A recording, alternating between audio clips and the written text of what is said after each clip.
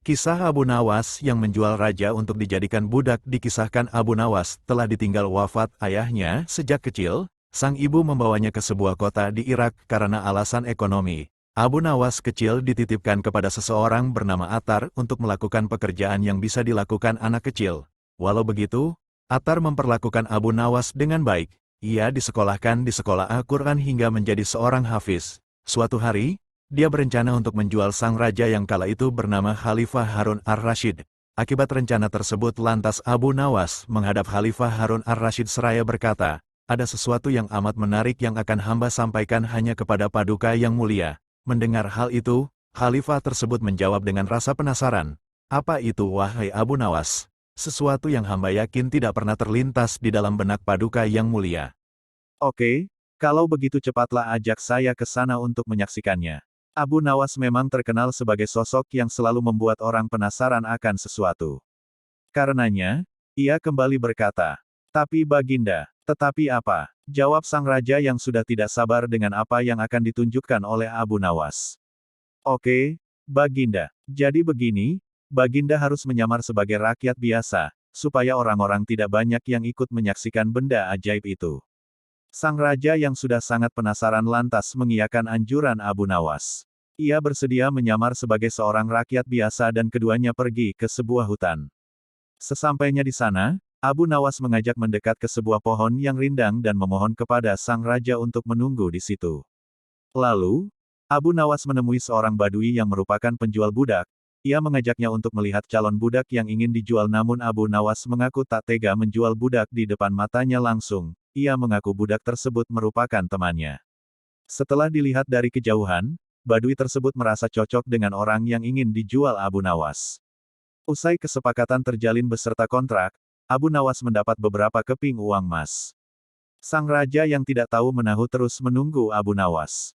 Sayangnya, beliau justru tak kunjung menampakkan dirinya, malahan terdapat seorang penujal budak yang menghampiri raja. "Siapa engkau?" tanya raja. "Aku adalah tuanmu sekarang," ujar badui tersebut yang menghampiri sang raja tanpa mengetahui bahwa yang ada di depannya sekarang merupakan seorang raja. "Apa maksud perkataanmu tadi?" jawab sang raja dengan wajah yang memerah. Dengan enteng, penjual budak itu mengeluarkan surat kuasa seraya menjawab, "Abu Nawas telah menjualmu kepadaku dan inilah surat kuasa yang baru dibuatnya." "Apa? Abu Nawas menjual diriku kepadamu?" "Iya," jawab sang badui dengan nada membentak. Merasa makin geram, sang raja lantas berkata, "Tahukah engkau siapa sebenarnya diriku ini?" "Tidak, itu tidak penting dan tidak perlu," ujar sang badui singkat. Ia kemudian menyeret bahu budak barunya ke belakang rumah.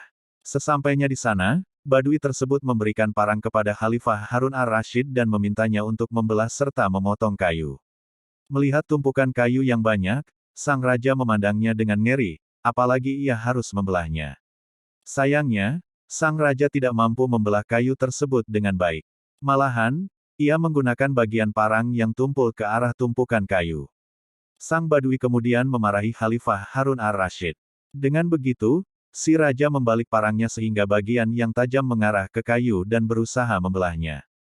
Menurutnya, pekerjaan tersebut terasa aneh.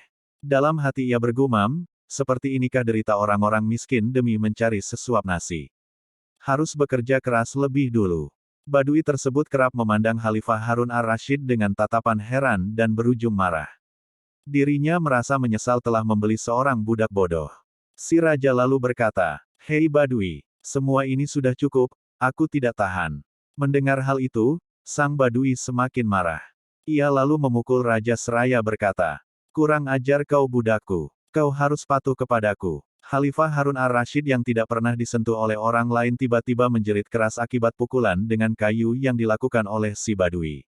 Karena tidak kuat, ia lalu berkata sambil memperlihatkan tanda kerajaannya, "Hai badui, aku adalah rajamu, Sultan Harun ar-Rasyid."